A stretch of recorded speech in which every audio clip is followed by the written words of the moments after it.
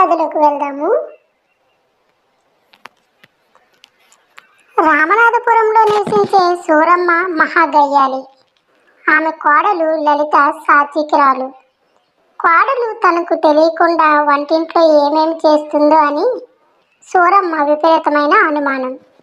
అందుకే మాటి మాటికి వంటింట్లోకి వచ్చి కోడలు ఏమైనా తింటుందేమో అని గమనిస్తుండేది. ఒకరోజు లలిత పక్కింటి ఆవిడతో మాట్లాడుతుండగా ఆవిడ పుల్లని దోశలు చేసుకొని ఎర్రని కారంతో నంజుకొని తింటుంటే భలే ఉంటుంది తెలుసా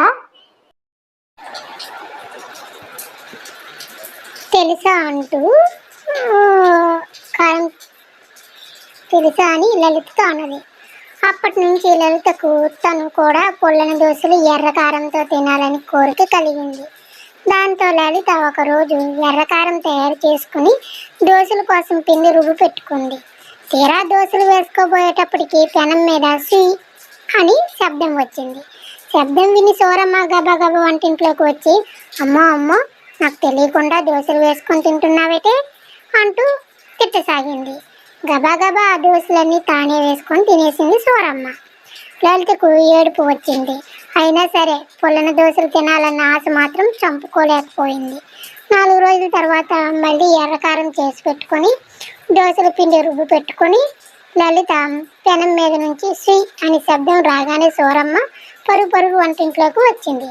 అబ్బే దోశలు కాదు అత్తయ్య, పెనం వేడెక్కిందో లేదో అని నీళ్లు చల్లాను అంది లలిత. సూరమ్మ సరే సరే అంటూ వెళ్ళిపోయింది. 3వసారి కూడా అలాగే చేయడంతో దీనికి పెనం కాలిందో లేనిది నీళ్ళు చల్లితే కానీ తెలియదు.